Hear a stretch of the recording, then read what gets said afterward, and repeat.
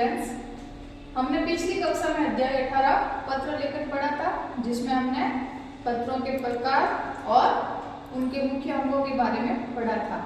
हमने पढ़ा था कि पत्र दो प्रकार के होते हैं, अनौपचारिक और औपचारिक पत्र।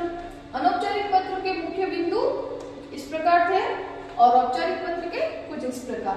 इन दोनों पत्रों में कुछ अंतर होता है जो आज हम यहाँ पढ़ेंगे।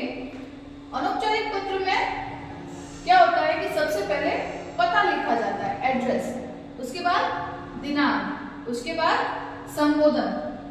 संबोधन का अर्थ है कि हम जिसको ये पत्र लिख रहे हैं उससे हमारा संबंध क्या है वो लिखना होता है।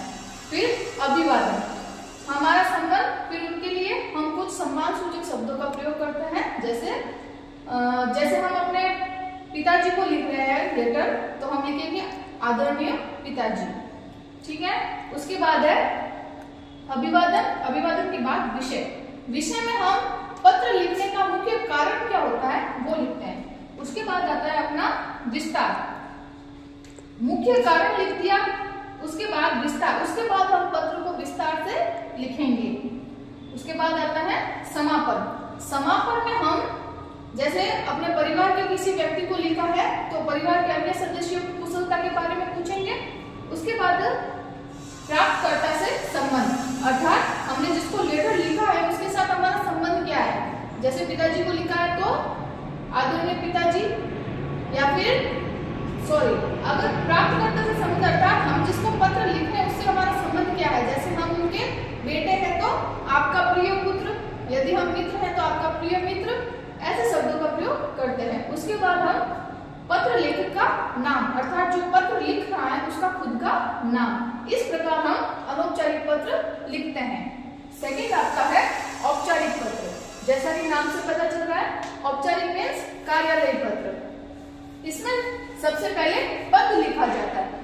हम जिस कार्यालय में पत्र भेज रहे हैं वहां कोई ना कोई पदाधिकारी तो होगा ही, तो उनके पद का जो नाम है वो लिखेंगे। उसके बाद लिखेंगे एड्रेस, पता, फिर संबोधन। संबोधन लिखते हैं जैसे जिस कार्यालय में लिख रहे हैं उसके पदाधिकारी है तो उनको सम्मान देने के लिए, उनको आदर देने के लिए हम कुछ सम्मान सूचक शब्दों का प्रयोग करते हैं, जैसे महोदय, माननीय, इन शब्दों का प्रयोग करते हैं। उसके बाद आता है विषय, अर्थात हम ये पत्र क्यों लिख रहे हैं, इसका मेन कारण क्या है वो। उसके बाद हम लिखते हैं अनुरोध। अनुरोध में हम अपने पत्र लिखने के मुख्य बिंदु को लिखते हैं। फिर संबंध, अर्थात उस पदाधिकारी से हमारा क्या संबंध है। जैसे हम जैसे हम स्कूल के प्रधानाचार्य जी को लिख रहे हैं तो उनसे हमारा संबंध क्या हो गया, हम उनके शिष्य हुए। तो इस तरह आपका आज्ञाकारी शिष्य, जैसे हम चिकित्सा विभाग में लिख रहे हैं तो आपका आज्ञाकारी डॉक्टर या जो भी आपका पद है वो। उसके बाद आता है पत्र लिखने वाले का नाम व पता। उसके बाद जो पत्र लिख रहा है उसका खुद का नाम और उसका एड्रेस, और लास्ट में आती है दिनांक। और अनौपचारिक पत्र में क्या होता